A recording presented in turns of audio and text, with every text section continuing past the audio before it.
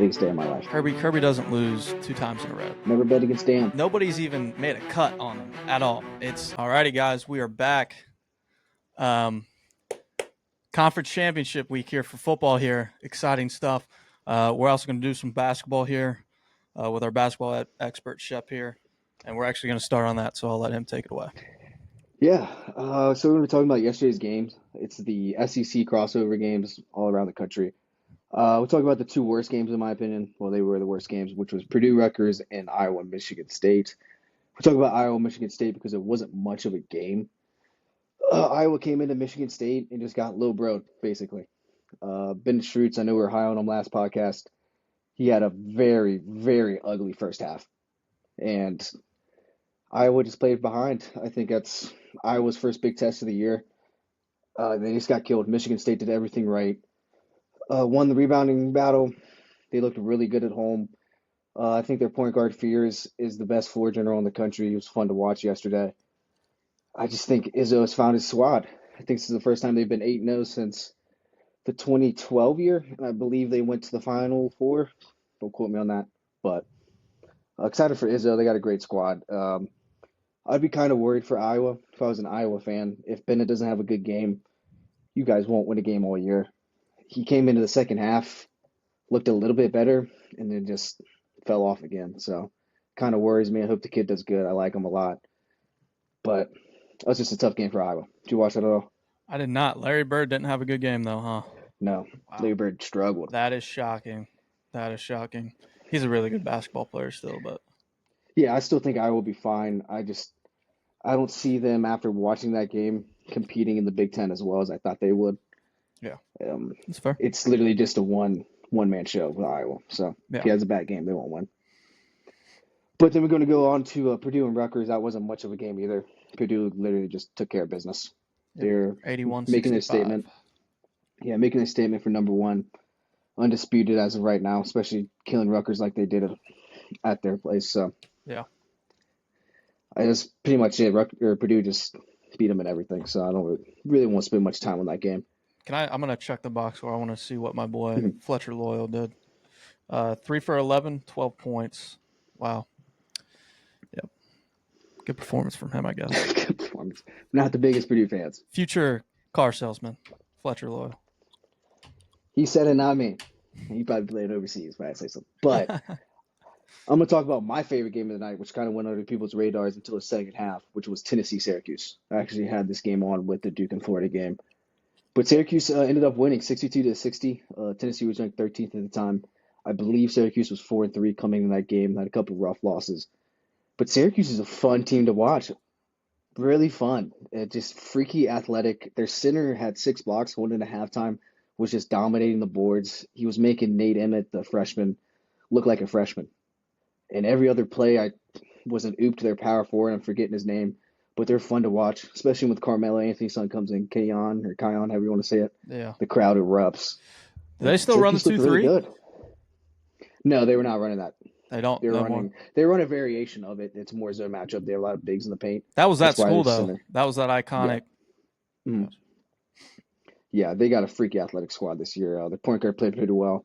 That's a great win for Syracuse. It's a great win. They needed that badly. They were looking a little shaky starting off the year. Yeah. But I think this is a good statement win. I don't think Syracuse are world beaters. They might sneak into March, and they might be a fun team to watch. But this is just a really good game for Syracuse at home. Yeah, Sadiq White is the power forward. That really impressed me. He almost had a double-double with 10 points, 9 rebounds. Yeah. Freaky athletic kid. Love watching him. Nate Emmett, dude, he had 7 turnovers, 2 for 10. Yeah, he looked like a freshman. Happens. So it happens. He's still a good very player. Talented, though. Yeah, Tennessee. Shout out. Who was it for Tennessee?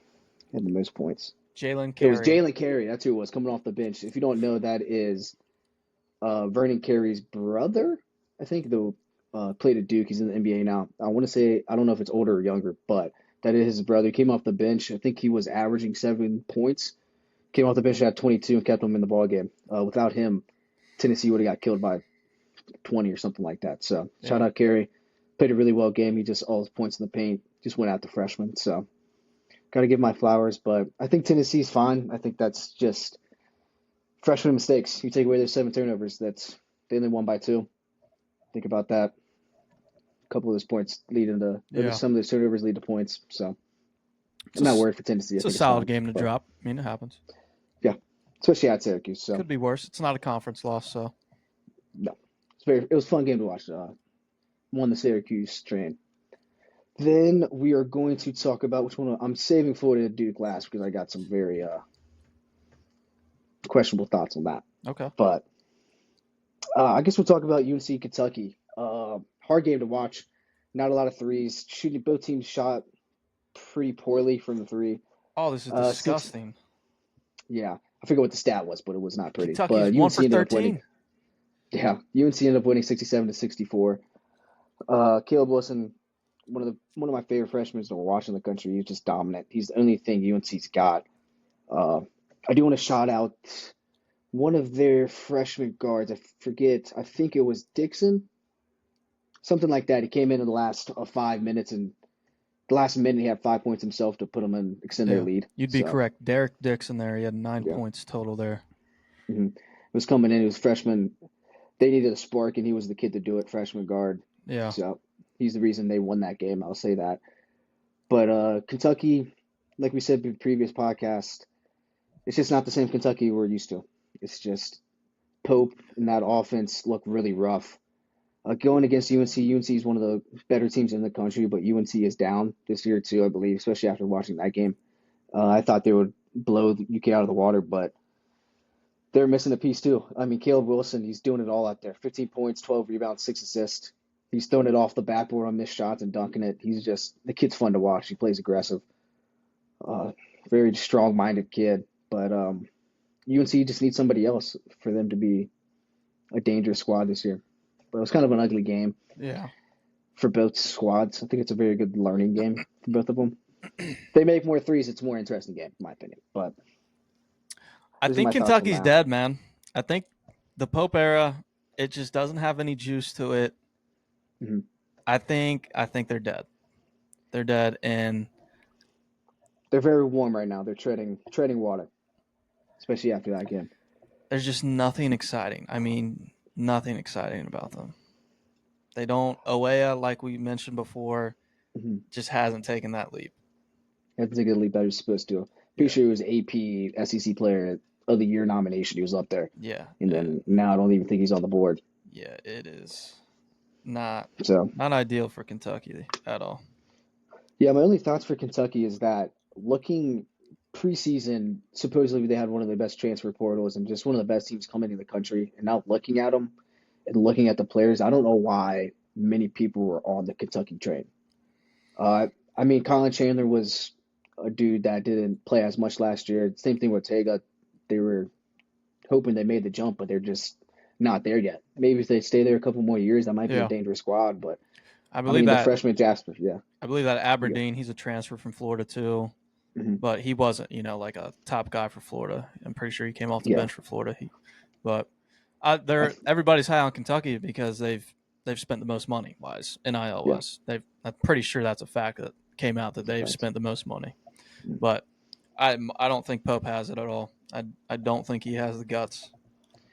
Yeah, it's tough to watch them. It's just not the same, especially at Rump. You shouldn't be losing it at Rump. This place is always electric. Yeah.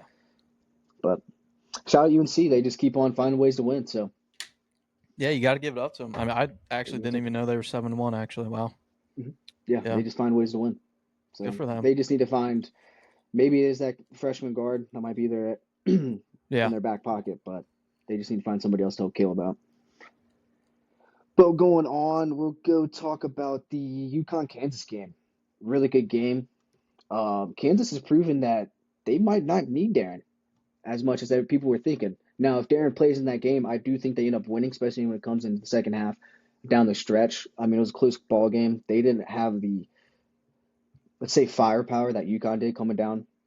I think if that Darren Peterson, I think he takes those late game shots and helps them get over that hump, yeah, Kentucky. But I mean, they still battle. They look good. I mean, looking at their box score, you have Bryson Tiller didn't do much. We had Flory Bidunga. I butchered that name. 12 rebounds, 11 points, a good double-double out of him. Council Jr. 12 points. It's very distributed, Yeah, you got pretty evenly 8 and throughout the 8 from team. White and McDowell Hmm. there. Yeah. Yeah, You got they Jackson off look the good. bench with 11. That's a good, team box score. For That's missing, good. your best player, that's a quality box Mhm. score there. Especially But against UConn, a very good team this year. got to give it to Dan Hurley. He got it done. Yeah.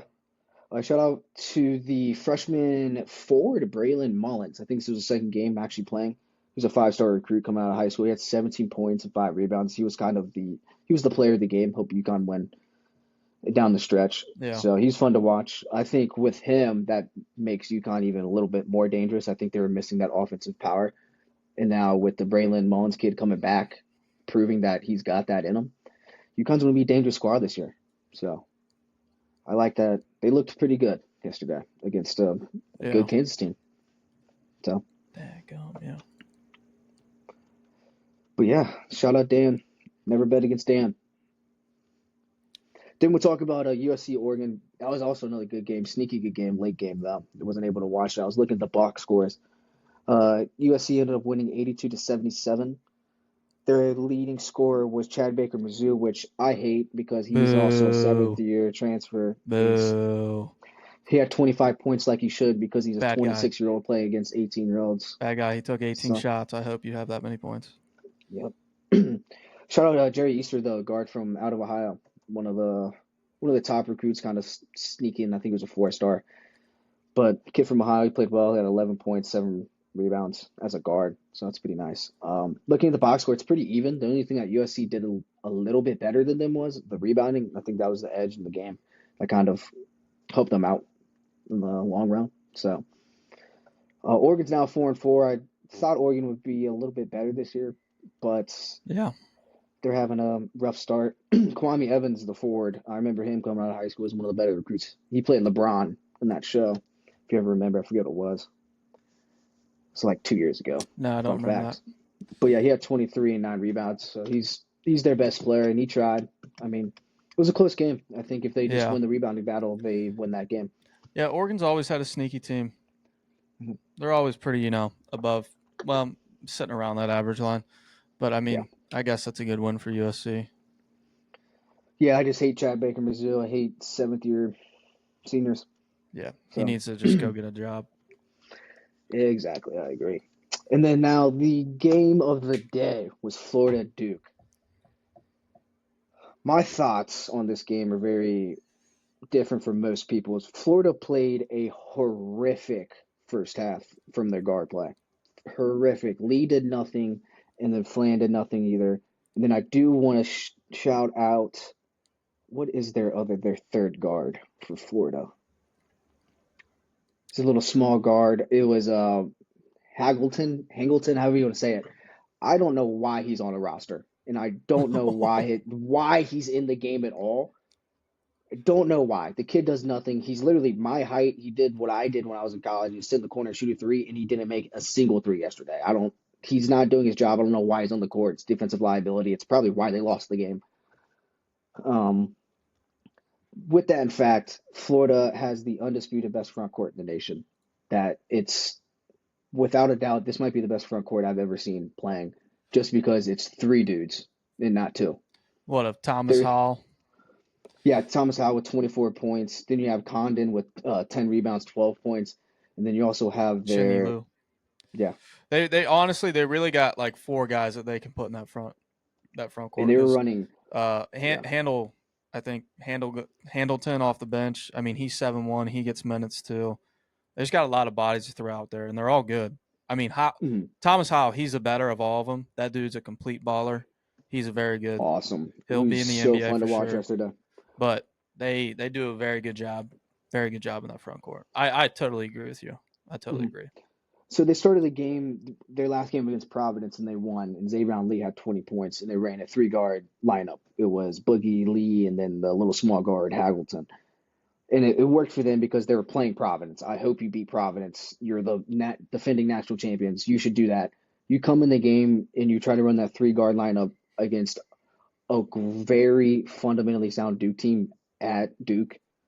That's why you're down 12 going into halftime or Yeah. whatever it was. And Xavier Lee, oh my God, I don't think he can play the rest of the year either. He looked 1 for 10. scared out there. Yeah, And you're supposed to be one of the better transfer portal kids coming out of Princeton. yeah, It makes me so mad that Florida played awful. They played not a good game. Their front court literally led them in everything and willed them in that game, and they only lost by one to Duke. That's what it says about Florida. It's insane. it's got to be because they Genuinely just insane. dominated the rebounds. I mean, they It's have a, 44 that to is, they should. 33. I mean, their small forward is 6'10" and their center 7 foot. Yeah, And then their small forward 6'11". The front court is going to will Florida into games. They yeah. just need to figure out that backcourt situation. Never play Hamilton again. I don't even know I why he think has a it's scholarship. Klazar. I think is who you're thinking of. 6'1", Urban Oh, Klazar. it's Klazar. That's who it Yeah, is. You're 6'1" right. from You're right. Slovenia. Yeah, Yeah, him. two. Sorry, Hamilton. You played great. Yeah, 2 for 9 there. Two for Yeah, 7 from three. Dadgum, pass the rock up. yeah. He genuinely made me frustrated watching him. Then you want to flip it on Duke. See, I didn't watch this Cameron game. Indoor. Cameron Indoor all blackout. I don't think Duke will lose a game at home. I've never seen a whole atmosphere like that. You could literally hear it through the TV, and I had it at 10, and I felt like I was in the arena. So, It was like, absolutely what electric. did Duke play equally just as bad then? No, Duke did. I mean, besides you take away, I wanted to talk about Cam. Cam is like a better Zach Randolph. You give Yeah, him the rock, and he's just going to do everything. He yeah. does everything right. But besides Cam, they really don't have anything else. I mean, their guard play and Caleb Foster and Evans. I know Evans had 13, but Evans was chucking up shots. I'm pretty sure it was 1 for 7. He did hit the That was the one he game winning made. Yeah, three. So I like Evans is a great player. If he's making their shots, he's a great player. But yeah, the reason this game was so close is because Cam had to do everything. yeah, It was everything went through Cam's hands. If it didn't touch Cam's hands, they did score. yeah. So, I guess and flip I think, side of it, I mean, as bad as Florida played and how bad they looked, I guess with them almost beating Duke, I guess that's probably a plus though for Florida because if they can make the game ugly like that mhm. and scrappy for the other team, that gives them a shot. Yeah, that was going to be the key thing in this game. I think Florida is with how bad they played to only lose by one to Duke at Cameron. Yeah, It says a lot about their team. It says a lot about that front court. yeah, That front court, I'm gonna preach it all year. That front court is just amazing. yeah. And I don't think any other team in the country can compete with their front court. Nope. If they can just figure out, I mean, shout out Boogie Flant. He did come down. I think it was 6 minutes left and get how many points did he have? He had 16. He probably had 10 points in the last 5 minutes. Came down, took some really clutch shots, helped them get that lead. But then he did turn it over on the last possession by dribbling off his foot. So Yeah, plus and minuses there. yeah. But if Lee doesn't step up or the Klazar kid, sorry, I got to write this down. Klazar's not going to step up. They need Lee big Yeah, time. they need Lee big time. And If Lee doesn't do something, it's that he'll get front there. court better have 50 points a game, Yeah. which they probably will. So, but yeah, that's my recap of yesterday. Good games though, all quality, all fun, exciting games to watch. And then at the moment right now, we're going to talk about live games because it's the second day of them doing this. Um, Alabama is smoking Clemson at the moment, 31-14. Arkansas is beating Louisville 27-19. If I was a betting man, I'd bet Louisville whatever the points are right now, and then I think Alabama's about to smoke Clemson. So, but I haven't been watching these games. So, Could happen. Could happen. mm, Game of runs, though. It's basketball. Game of runs. basketball, exactly. So you never know. But yeah, I'll give you guys updates on these games next podcast. Yep, that will be Sunday. Sunday hmm we'll have that. I do want to talk Recap. about one game. Go for it. Only one game I want to talk about. It's probably the biggest day of my life this year. Oh, Crosstown. Biggest day of my life. Yeah. Yeah, talk about it more. I know we talked about it hmm Sunday, but hmm keep going on it. Let me just make sure. I want to get the times and stuff. Blah, blah, blah, blah. So when is that this year? What It's the is? 7th. Okay, so it's on Sunday. What, Crosstown? hmm No, it's Friday. That was a Friday. Yeah. Oh, I read that wrong. All right, so Friday is the Crosstown Shootout. Wanted to talk about that. I am praying to God we win this game. I have no faith in us at all. I think if we do lose this game by a reasonable amount, like 10, West might get fired. Might be a very hot seat. In Hot, hot. season. In season, you think that Not in happens? see. I hope it happens. I will be sending very vicious emails to our AD, which I hope gets fired as well. Yeah. But a lot of money's going on this game. Obviously, with a bad UC, but I want everyone's thoughts and prayers for me this coming Friday. It's going to be rough for me. If we lose, I might not be on next recording. Might have to sit one out. Did you hear about Jizzle? Supposedly he's making a return. So I did talk about that today, or I did see that today. I saw a little picture of him at the game. So, folks, if you don't know who Jizzle James is, he's the son of Edris James, NFL player. Edwin Sorry, say his name. Edwin James, Hall Edwin of James. Fame running I back. don't know. Yeah. I think So he's Hall the of son Fame. of him. He was the UC guard for the past 2 years, and he was our best player, and he was one of the better players in the country at the guard in the Big 12. He's Yeah, one of the better players. until he Flat played out sick. score. Exactly. And last year, didn't think it's there. But one of the best guards we had. And then before this season, I'm pretty sure it was 2 days before making like the final cut. We had Wes Miller came out and said we had to let him go because of off-court issues. We still don't know what that is. There's still nothing known about him. But last game, we see in the crowd Jizzle James in all UC Bearcat, the official gear, the basketball gear, had it all on, had his hoodie up, and was sitting on the sidelines watching the game. I was furious about that. Why I are don't you even know why he's furious? allowed in the state. Why is he allowed in the stadium? Well, we don't Why is know he allowed to what say? we don't know what the off court We don't know issues what he were, did. but Do you know what you have to do to get kicked off a team, I especially don't UC? Do you know what kind of players we've had in the past? I don't think he was kicked off. Go talk to Kenyon Martin.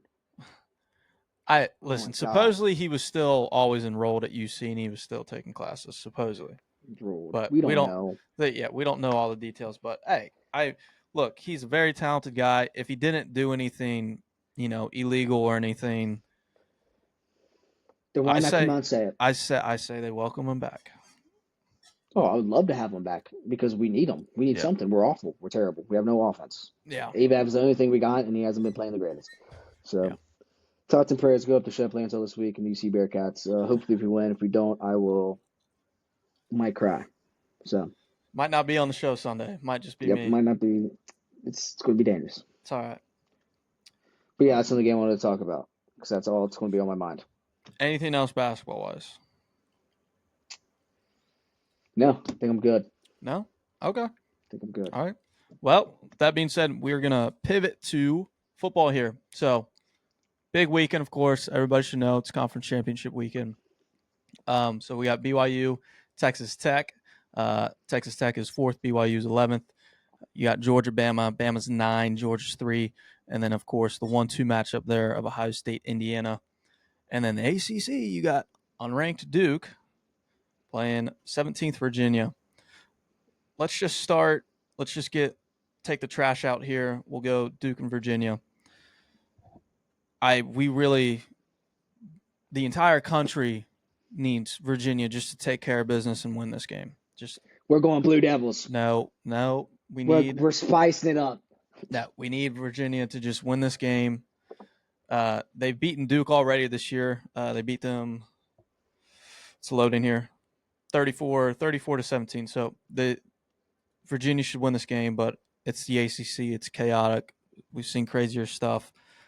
I'm pretty sure if Duke wins this game, I think there is a scenario where the ACC doesn't get a team in the playoffs. I'm pretty sure that's a possibility. I've heard it, been, thrown around. I doubt that doesn't happen. The committee is so dumb that they'll still put the ACC conference championship winner in there. So we'll see what happens. But Virginia, just control the pace of the game. Literally, just do what you did last time. Just please win this game for everybody's sake. Just win this game, please. So I'm rolling with Virginia for my winner pick there. Shep, are you really going Duke? Duke. You really I going want Duke to spice up. It's already a mess after what I Yes. saw today, after the rankings and stuff. So let's just spice it up even more. Okay. All right. So Fuel the we're fire. going against each other there. Moving on, we'll do BYU Texas Tech. So this is a rematch game here. They played earlier in the year, Texas Tech. It was at Texas Tech. They won it pretty convincingly. They dominated that entire game. But I did say that I was a little concerned with how the Texas Tech offense looked. I'm not really that concerned anymore about them. I think they're in a groove right now. They're playing good football. I did say though, BYU's defense has been very impressive this year. I've liked what I've seen from them, and it's so hard to beat a team twice in college football. BYU, they ESPN, their predictor, they got them winning at 66% chance. I think that's pretty generous there. Pretty generous there. I'm not Wow. really high Okay. on that. The spread's 12 and a half. It's 12 and a half, which is crazy. If I was betting the game, I would probably bet the 12 and a half. I think BYU keeps this game close. BYU, their coach just announced that he's staying at BYU and he's not taking the Penn State job. So that's great for them. Morale is at an all-time high at Did you see BYU. the why he stayed? I did not see why he It stayed. was crazy. No, I was reading something today. Hold on, I'm gonna cut you off. I'll tell No, you why. go for it. Go for it. So, what's his name? He's got a funny, not a funny I don't name, know. but Just it's say BYU head coach. yeah, BYU catch. I can't say it.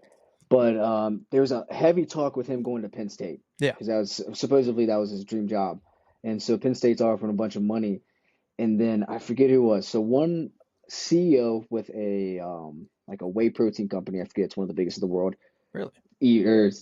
tweeted something, said, "Hey, I'm going to step in and donate some money so we keep BYU's coach there." Mm-hmm. Then we had the CEO of Crumble. CEO of Crumble said he's Really? going to throw him money too, whatever it takes to keep him there. And then you had the Mormon Church step in because he's a very faithful and like Yeah. very religious dude. Yeah. And then the Mormon Church stepped in too. It's crazy how that stuff works. Listen, Yeah, that's wild. the Mormons, I know they like to be low key about it and act like they don't care, but they care about their sports teams They and care they've about their got sports. money. They got money. I mean, they Yeah, what yeah. spent 12 million on AJ, the basketball player, to come to BYU or something like that. It's 7 mil, Something 7 mil. crazy. Okay, I was well, but that's a lot of money still. Still, yeah, for Listen, 1 year, they fuck yeah. don't play about their sports, so but that's great for them that they're keeping him. He's a really good Mhm. coach, but Yeah, I liked him a lot. I think Texas Tech wins this game. I don't think they cover 12 and a half. That's just so hard to do in a conference championship game. I know they. The thing is, like I said, if that game was played at BYU earlier in the year, I can see BYU winning that game. But the thing for BYU is they did not have the rushing attack when they first played Texas Tech. They got to find a way to find the running game, but at the same time, the Texas Tech defense, I think they had at least seven to 10 pass deflections, so they were clamping them down through the air. It was very impressive what Texas Tech was doing on defense. Can they repeat that performance? That's the biggest question. It's very hard to do that. We'll see what happens. I'm going to roll with Texas Tech. I think they got just too much firepower on both sides of the ball, and Texas Tech, they win this game, they'll be a lock for the playoffs. They're already a lock, but they'll be a lock for a first round bye there. Shep, Mhm. I'm going Texas Tech because sole reason is their linebacker. What's his name? Best Rodriguez. linebacker, Rodriguez. Going with him Yes. because I saw a post about him. Yep. Shout out Rodriguez's girlfriend or wife, don't know what it is, but she flies like Black Hawks for the government Oh, are you or whatever it is. serious? Yeah, she's complete badass. She saw it like all tatted sleeve. She looked like a bat. She looked cooler than him. Girlfriend of the Put her year. out there. Girlfriend of the year. Girlfriend of the So I'm going. year. I'm riding Texas Tech, I like that. and Maybe I take that Rodriguez spread is a now. dog. Maybe I Yeah, take that right. spread. 12 and a half is looking a little bit better now. Hmm. All righty. Yeah. We'll do Shep, you pick. Who should we do next? Indiana, Ohio State, or Georgia, or Bama? What game should we talk about? We'll do Ohio State because I know you're. We'll save Bama for last. Okay, Do Ohio State. Ohio that's State. why he's one of my good Mhm. friends because he knows what I want. I know. This spread here is 4. I'm telling you right now, I'm taking Ohio State to cover the spread. Taking it. Whoosh. I BTA. Indiana's a great team. Great team, great story this year. This is their first appearance ever in the Big Ten Championship. That's a huge accomplishment for their program. But Ohio State they're just a giant right now, especially in that Big Ten. And what they've accomplished this year and how they've done it, they just look like and I don't mean this in a bad way when I say this, they just look like they haven't even blinked. Like nobody's even they've looked like Thanos. I think that's a good It's a description of great it. way to put it. Nobody's even made a cut on them at all. It's actually Untouchable. it's very very dominant. I'm taking them to cover this. Jesus. I think this is a big game for Julian Sand. I think he balls out this game, and I think he puts himself in the front runner for the Heisman, and I think he'll win the Heisman. Yeah. Hearing it now. I think Sand is going to end up winning the Heisman because I think he's going to have his moment this game. But don't get me wrong, you got Bo Jackson. That dude is dangerous, and he does not get talked about enough. You got to give him a ton of credit for what he's been able to do for Ohio State offensively wise. Big credit, and I know Julian Sand will be the first guy to say that. Bo Jackson, he's been how do I want to word this? He's been probably the biggest factor, I think, for that Ohio State offense. For what they've been able to accomplish through the air, it's all because of what he's done on the ground. He's an insane back. I think he's a top 5 back in college football, and he's only pretty sure he's only a freshman too. So we got another great Ohio State running back on the come up here. Shep, anything to add? Yeah, no, you said I think Ohio State's offensive power is going to be too much for Indiana. Yeah, And then their defense is also incredible too. yeah. You just got dual-headed monster, Ohio State. I don't think. Yeah, they do. They do. But I've also said that, Ohio State hasn't had their oh shit game yet. They They're haven't always had it due yet. for one. Every year they're due for one. It's so hard to be undefeated the whole Mhm. year, and to do that in the playoffs, you haven't had your oh shit moment. It could be this game. It could not be. You know, I think if you're Ohio State, I Yeah. think if you lose this game, you're still top 4. But even if I lose this game, I kind of would maybe want to drop to 5 and host a home playoff game. I think that would be best case scenario. But for Indiana to win this game, man, you've got to be perfect on everything. You can't. I don't think you can turn the ball over once for Indiana if you want to win this game. Mendoza, I agree. he's a very talented quarterback. I just what oh my I just don't see them. If you told me right now that they didn't cross the 50-yard line, I'd look at you and be like, yeah, I can see that happening. Just Mhm. how unbelievable that Ohio State defense is. I can totally see it. It's Kirk Signetti. We'll see what he's a psychopath. We'll see, what he's got. I'm sure he's got something, in plan for it. But if you look like Ohio State last week, they haven't beaten Michigan in 4 years. And they beat them, and just how they celebrated. They were just they didn't care. It's just another game on the schedule. Now they care. Yep. I know they care. It's a rival, but just they act like they've been there before. They didn't. They're focused on a national championship, and they don't care who's in the way. They're a terrifying team right now. I sincerely feel horrible for whoever comes across their way in the playoffs because you're gonna get sent home, and you're gonna get the shit beat out of you probably. But we're rolling with Ohio State. I think they cover that 4. They might win by double scores. I'll be honest. They might. They might. Shep. Yeah. Oh my I don't gosh. I The matchup predictor has Indiana 50%, Ohio State 49%. That's insane Unbelievable. for them to be favored. Yeah. I mean, the one thing about this game is that the loser doesn't really get punished to say. I mean, Yeah. they're both going to be in the playoffs, so Yeah. And that's what I'm saying. Like if you lose, you mm, might end up hosting a home playoff game. yeah. We said that So I about think Texas A&M last week. Like, wow, isn't that great? You yeah. get a home playoff game now. But anything else you want to add here? No, Okay. good. Okay. Oh, I would also like to say I know a lot of people on Twitter, they're all upset that game day isn't going to this game. Just everybody take a deep breath. This is Fox. Big Ten is Fox. Fox has their own broadcast. It's called Big Noon Kickoff. Of course, this isn't at noon, but that same broadcast team is going to this game. College Game Days, ESPN. ESPN has SEC. Okay. So there's two sides. So don't trip. That's just the politics of the business. Okay. Everybody will be okay. You guys will survive there in the Big Ten. We'll move on to the better conference here, the SEC Championship. I think it's hilarious, Shep, that I think it's funny. With all the chaos that happened in the SEC this year, you got all these coaches getting fired. You got all these teams that are having, you got Vanderbilt, you got Texas, um, Tennessee had a run this year, Ole Miss has a run this year. There's a lot of parity, is what I'm getting at in the SEC. Okay. In the SEC championship, it's still going to be ran through Alabama and Georgia. All of that talk about all this parity in the SEC, and it's still Bama, Georgia. I think it's adorable, and I think it just shows. I think it's adorable. I think it just shows that Nick Saban still has a big handprint on how this conference plays. But these two teams, they played early in the year. It was at Georgia. Bama came away with that win. Like we said about BYU and Texas Tech, it is so hard to beat a team twice, and it's even harder when it's Kirby Smart on the other sideline. Mm-hmm. And I felt this way about Kirby Smart for a couple of years now. I think that maybe he doesn't intentionally blow games on purpose, at the beginning of the year, but he does some sneaky stuff because wow, he's a mastermind. I mean, he just knows. Kirby like that. I think he can see what the future holds. Georgia, oh my gosh, dude! As a Bama fan, I'm terrified for this game. Absolutely terrified because as Bama, I mean, we have looked horrible for the past 4 weeks. We've been clawing away wins. Now, they're wins, and our defense has been amazing.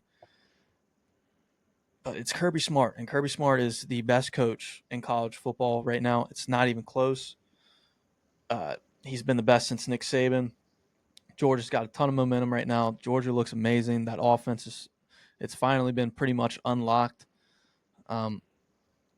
Spread here, it's 2.5.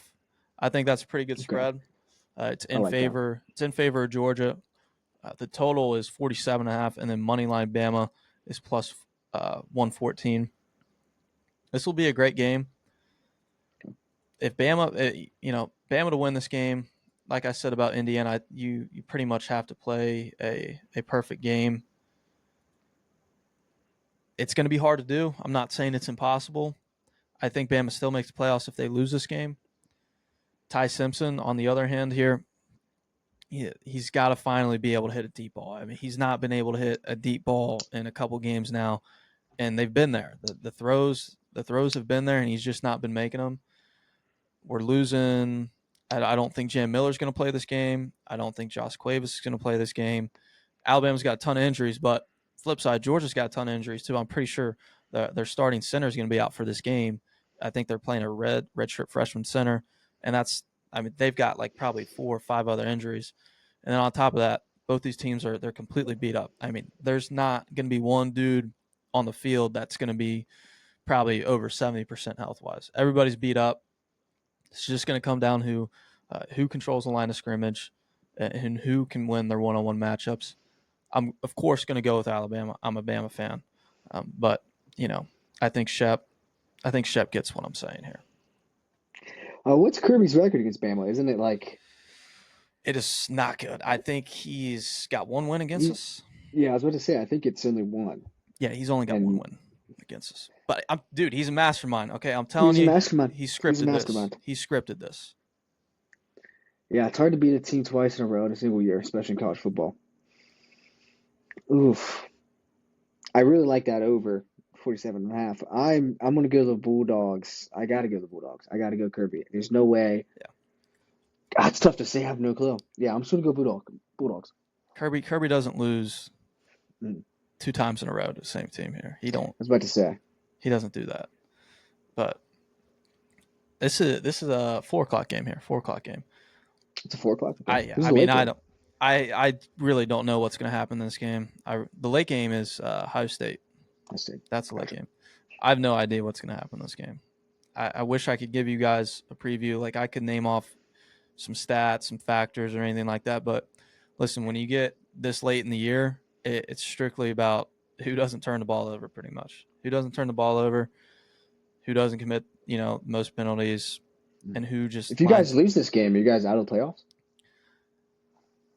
Is that the big talk? There's a possibility that the committee would do that, but I don't see how you punish the team for losing their conference championship game when they're already ranked in the top 12, Never count out the committee. Never count out the committee. Never. Never count We'll talk about them here soon. Alabama's at 9. If they lose this game, they probably get dropped to 11. That's my best guess, to be honest with you. If Gotcha. Bama wins this game, I think they'll be vaulted up into the top 4. So they'll end up having a first round bye. I think that's a real Okay. possibility, and that's deserving. If you disagree with that, you're just a hater. You're just an SEC hater, and you're probably a Bama hater, which most of you guys are that are listening to this, which is fair. That's right. We've dominated college football forever, all the way from Bear Bryant to Nick Saban. Okay, but I think that's all we got. Preview game here.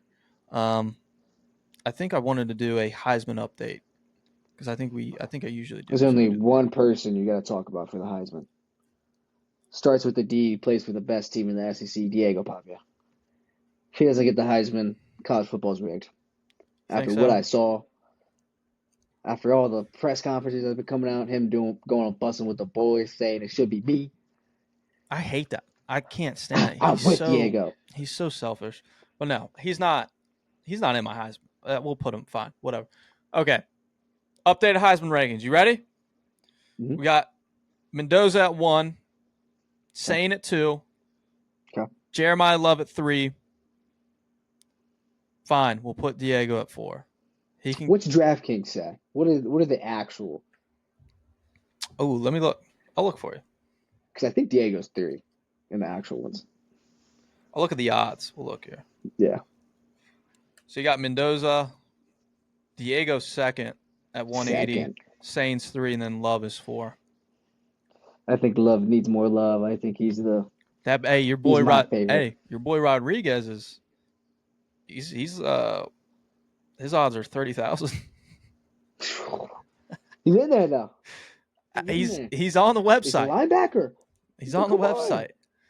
But Come on. that's our Heisman update there. And like I said, I think Sane takes it away because I think he has his breakout game finally. Not his breakout. People are going to hate on me saying his breakout finally. I'm sure I'm going to get a text message about it, but we'll have his Heisman moment. We'll say that. But there's our previews there. Shep's going Georgia. I'm going Bama. Roll Tide. Let's get it done. We'll move on. So we got the playoff rankings here. So they still got Ohio State 1. They got Indiana 2. Georgia's at the 3 spot. You got Texas Tech at 4. Oregon and Ole Miss are 5 and 6. A&M is holding down the 7 spot. You got Oklahoma and Alabama 8 and 9. And then you got Notre Dame 10, BYU 11, Miami's 12. So there's your top 12 right there. On the outside looking in right now, if the playoffs started, whoever the group of 5 bid is, they would take that 12 spot. So the outside would be Miami, Texas, Vanderbilt, Utah. We're not going to include 16 down because it doesn't matter. Those don't matter. Nope. So Bama, they finally jumped Notre Dame. They always should have been above Notre Dame, but it finally happened. The committee's reasoning, of course, how they word everything, it makes no sense. This shouldn't be a thing. It's horrible. The guy literally said that Alabama had a 17-0 lead over Auburn, but he forgot that Auburn, I guess, came back and actually tied that game up, and Auburn almost won that game. He also stated that because Alabama was able to run the ball in this game, I guess what you matter in one game finally matters now. It doesn't make sense to me. Here's the truth about it. The reason that Alabama finally jumped Notre Dame because the committee knew that they messed up, and they've been getting a lot of heat about the head-to-head win that Miami has over Notre Dame. So basically what they're doing now is that they're putting that Notre Dame-Miami gap down to 1 spot now. So Notre Dame is 10, Miami's 12. So there's only 1 spot in between them now. What's going to happen, I think, is going to happen. I don't think Notre Dame has a good chance of not getting into this playoffs because the committee, they have to honor that head-to-head win. If the committee does not honor that head-to-head win, there's going to be no more matchups, out-of-conference matchups that are going to be like this. You're not going to have any top 10 showdown matchups early in the year. What you saw this year of Texas going to play Ohio State, that'll never happen. Everybody's just going to play a schedule that pretty much Indiana plays. no disrespect to Indiana, they're just the first team that comes to mind. But it's all just going to be cupcake schedules now if the head-to-head doesn't matter. It's pretty ugly. If the committee just didn't say anything and they just came out with the rankings, I think they would not be under a lot of heat that they are right now. It also shouldn't be up to the athletic directors, if we've already stated this. It's a load of junk, but that's what we have right now. Because this is good for college football. I don't know about all of that, but It shows the flaw in the committee. That's why I like it. It shows a lot of the flaws. it's always That been there there. And there's always going to be flaws, even no matter if you make the 16 team.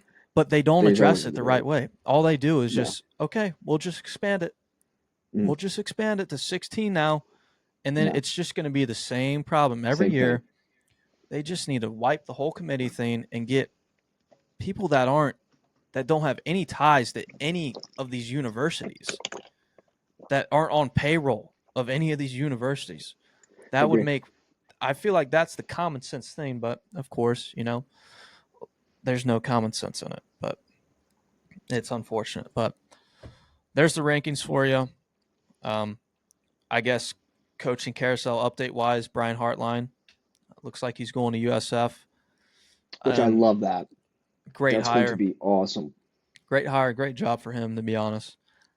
I'm sure that it's looking like, I don't know if it's confirmed. It's probably confirmed. But he's going to finish out the year with Ohio State. That makes sense. He's not the type of guy to dip off the scene, and I'm sure USF, their AD is a good guy, so I'm sure that he'll let him finish the year out there anyways. But that's huge for Ohio State, for him sticking around. If he wasn't sticking around for the playoffs, I think it could get pretty ugly there, because then you're going to have who call plays, and he can't call plays, and that's Ryan Day. Yeah, dumber than a box of rocks. Dumber than a box of rocks. Ryan Day, Ryan Day is the guy that doesn't do anything in the group project and just gets an A+ on it. Gets an A. I completely agree with that. He really is. It's a great way to put that. It's a great way. He really is. He just writes the checks. That's all he does. Mm-hmm. He just writes the checks for all the guys. And he does media. Does that media. Yeah, he sure does.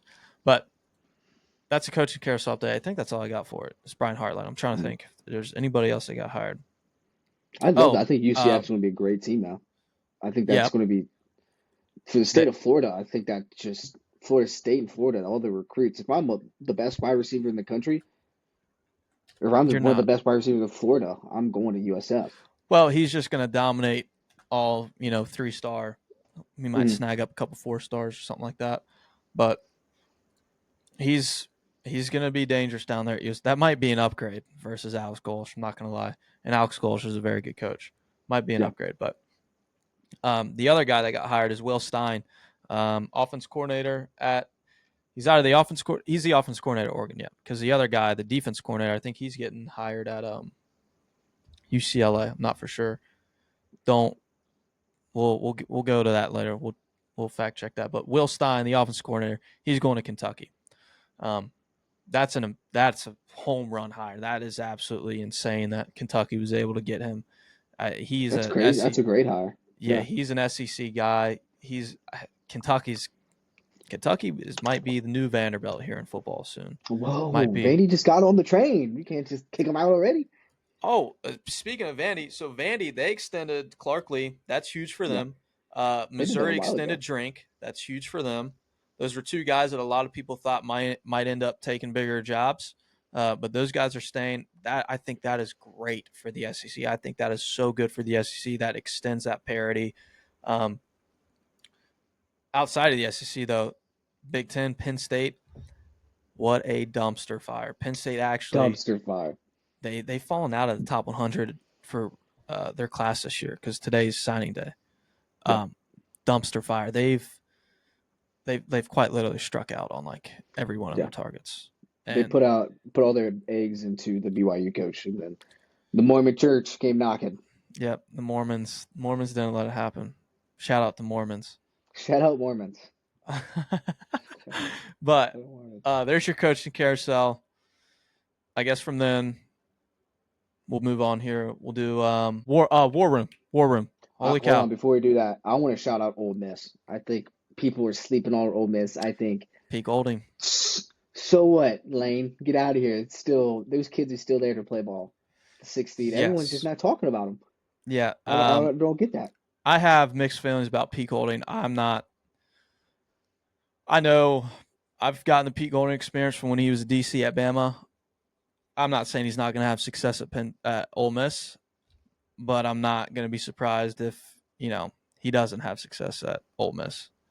He's an elite recruiter, very great recruiter, but he does some questionable play calls, and now he's got head coaching duties. But I think the morale at Ole Miss for that team, it's better than what it's ever been right now.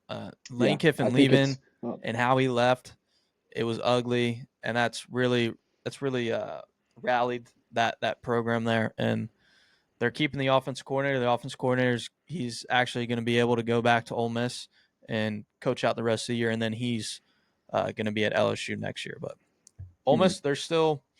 I think it was good to see that the committee didn't punish them, because I know earlier, like before Kiffin even took the job, and like weeks before, the committee came out and said that they're going to factor in to if your coach leaves, which that is the most unfair thing I've ever heard. That's now Ole Miss, they're still going to be a good team. They'll probably end up winning a game. They're still talented. So, but war room here.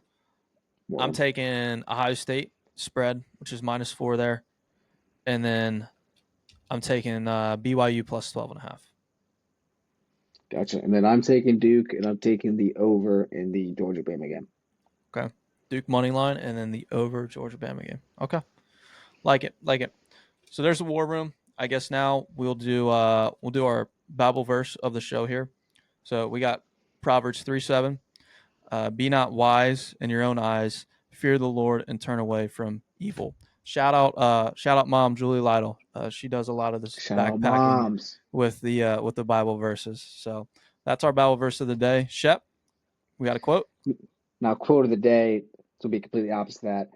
If you're making all your shots, you're not shooting enough. I like it. That can be used. And not making enough shots. You're not let it sink in. You're not Yeah, shooting enough. that can be used in a lot of situations in life. So that's the show. That's all we got here. Trying to think anything else, Shep. Are we missing anything? I don't think we I'm are. good. You're I'm good? excited to get back on Sunday. Yeah, Talk we'll about these see. games. Yeah. All right, Shep. Send us off. Tell your boys you love them. All right, we'll see you Sunday, guys.